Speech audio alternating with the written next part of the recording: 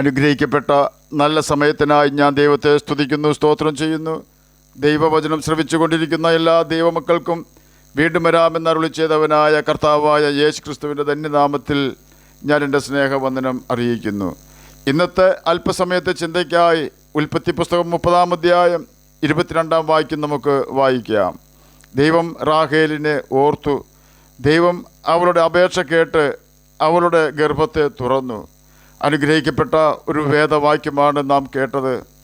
റാഹേലിന് സൗന്ദര്യമുണ്ട്. യാക്കോബിൻ്റെ സ്നേഹവാത്സല്യം റാഹേലിന് ധാരാളം ലഭിക്കുന്നുണ്ട്. യാക്കോബ് റാഹേലിനെ സ്നേഹിക്കുന്നുണ്ട്. എല്ലാം ഉണ്ടെങ്കിലും മനസ്സിന് ഒരു സുഖവുമില്ല.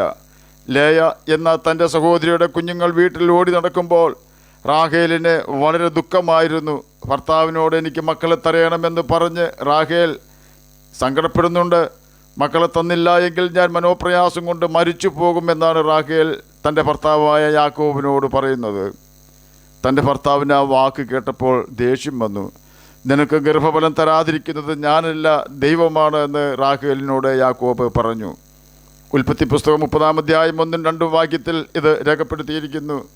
റാഹേലിന് ഒരു കാര്യം മനസ്സിലായി. യാക്കോബിനോട് പരാതി പറഞ്ഞിട്ട് കാര്യമില്ല, യഹോവയാണ് ഗർഭം തരുന്നത്. അതിനാൽ യഹോവയോട് തന്നെ അവൾ നിലവിളിച്ചു.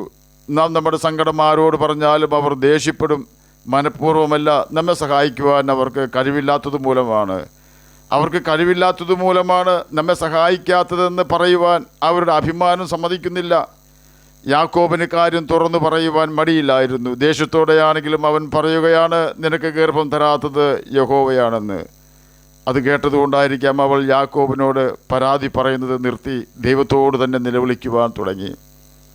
നിലവിളിക്കുന്ന തൻ്റെ മക്കൾക്ക് ചെവി കൊടുക്കുന്നവനും അവരുടെ ആവശ്യങ്ങൾ നിവർത്തിക്കുന്നവനുമായ കർത്താവ് റാഹേലിനെ ഓർത്തു എന്ന് ഉൽപ്പത്തി പുസ്തകം 30-ാം അധ്യായം 22-ാം വാക്യത്തിൽ നാം കേട്ടു. എന്നെ കേൾക്കുന്ന പ്രിയ ദൈവമകനെ, ദൈവമകളെ, നാം ആരോടൊക്കെ നിലവിളിച്ചാലും അവർ കേൾക്കാത്ത മട്ടിൽ പോയെന്നിരിക്കും. എന്നാൽ ദൈവത്തോട് നാം നിലവിളിക്കുക, എന്നാൽ നമ്മുടെ പ്രാർത്ഥനയ്ക്ക് അവൻ മറുപടി തന്നിരിക്കും. എത്രമാത്രം വലിയ താഴിട്ട് പൂട്ടിയ ഡോറാണെങ്കിലും നമുക്ക് വേണ്ടി ആ വാതിൽ തുറപ്പിക്കും. പക്ഷെ അവൻ്റെ സന്തതി എന്ന പദവി നാം നഷ്ടപ്പെടുത്തരുത്. ദൈവം ഒരു വ്യക്തിയെ ഓർത്താൽ ഒരു അത്ഭുതം നിശ്ചയമായും ദൈവം നടത്തും. ഇവിടെ റാഹേലിൽ ഓർത്തപ്പോൾ അടഞ്ഞ അവരുടെ ഗർഭം തുറക്കപ്പെട്ടു. ദൈവം ഒരു വാതിൽ തുറന്നാൽ അത് അടയ്ക്കുവാനോ, ദൈവം ഒരു വാതിൽ അടച്ചാൽ അത് തുറക്കുവാനോ ആർക്കും കഴിയുകയില്ല. എന്നാൽ വെളിപ്പാട് പുസ്തകം 3-ാം അധ്യായം 8-ാം വാക്യത്തിൽ നാം ഇങ്ങനെ വായിക്കുന്നു, ഞാൻ നിൻ്റെ പ്രവൃത്തി അറിയുന്നു. ഇതാ ഞാൻ നിൻ്റെ മുമ്പിൽ ഒരു വാതിൽ തുറന്നു വെച്ചിരിക്കുന്നു, അത് ആർക്കും അടച്ചുകൂടാ. നിനക്ക് അല്പമേ ശക്തിയുള്ളൂ എങ്കിലും നീ എൻ്റെ വചനം കാത്തു, എൻ്റെ നാമം നിഷേധിച്ചിട്ടില്ല. ഫിലദൽഫിയയിലെ സഭയ്ക്ക് ഒരു വാതിൽ തുറന്നു വയ്ക്കുവാൻ കർത്താവിനെ പ്രേരിപ്പിച്ചത് ശക്തിയില്ലാത്ത സഭയാണെങ്കിലും യേശുവിൻ്റെ വചനം അവർ കാത്തു എന്നതാണ്. വചനം കാത്തു എന്ന് പറഞ്ഞാൽ വചനം അനുസരിച്ചു എന്നാണ് അർത്ഥം. യേശു പറഞ്ഞു, എൻ്റെ വചനം ലഭിച്ച് പ്രമാണിക്കുന്നവൻ എന്നെ സ്നേഹിക്കുന്നവനാകുന്നു. യോഹന്നാൻ എഴുതിയ സുവിശേഷം 14-ാം അധ്യായം 21-ാം വാക്യത്തിൽ ഇത് രേഖപ്പെടുത്തിയിരിക്കുന്നു. വചനം എന്ന് ഇവിടെ ഉദ്ദേശിച്ചിരിക്കുന്നത് ദൈവത്തിൻ്റെ കൽപ്പനകളാണ്. ഫിലദൽഫിയയിലെ സഭ ചെയ്തത് കർത്താവിൻ്റെ കൽപ്പനകൾ പ്രമാണിച്ചു എന്നതാണ്. യേശു പറഞ്ഞു, ഞാൻ എൻ്റെ പിതാവിനെ എപ്പോഴും പ്രസാദിപ്പിക്കുന്നത് കൊണ്ട് അവൻ എന്നെ ഏകനായി വിട്ടിട്ടില്ല. ഞാൻ അവൻ്റെ കൽപ്പനകൾ പ്രമാണിച്ചുകൊണ്ട് അവൻ്റെ സ്നേഹത്തിൽ വസിക്കുന്നത് പോലെ നിങ്ങൾ എൻ്റെ കൽപ്പനകൾ പ്രമാണിച്ചാൽ എൻ്റെ സ്നേഹത്തിൽ വസിക്കും. പിതാവിൻ്റെ കൽപ്പനകൾ പ്രമാണിച്ച ക്രിസ്തുവിനെ തടഞ്ഞു വയ്ക്കുവാൻ റോമാ ഗവൺമെൻറ്റിൻ്റെ വലിയ കല്ലിനോ അതിലിട്ടിരുന്ന ഇമ്പീരിയൽ മുദ്രയ്ക്കോ കഴിഞ്ഞില്ല. യേശുവിനെ പിടിച്ചു വയ്ക്കുവാൻ മരണത്തിന് കഴിഞ്ഞില്ല എന്ന് അപ്പോസ്തല പ്രവൃത്തികൾ 2-ാം അധ്യായം 24-ാം വാക്യത്തിൽ രേഖപ്പെടുത്തിയിരിക്കുന്നു. യേശു പറഞ്ഞു, ഞാൻ ജീവിക്കുന്നത് കൊണ്ട് നിങ്ങളും ജീവിക്കും. യോഹന്നാൻ എഴുതിയ സുവിശേഷം 14-ാം അധ്യായം 19-ാം വാക്യത്തിലാണ് ഇത് രേഖപ്പെടുത്തിയിരിക്കുന്നത്. എന്നെ കേൾക്കുന്ന പ്രിയ ദൈവമകനെ, ദൈവമകളെ, വചനം അനുസരിക്കുന്നുവെന്ന് ഉറപ്പുവരുത്തുക.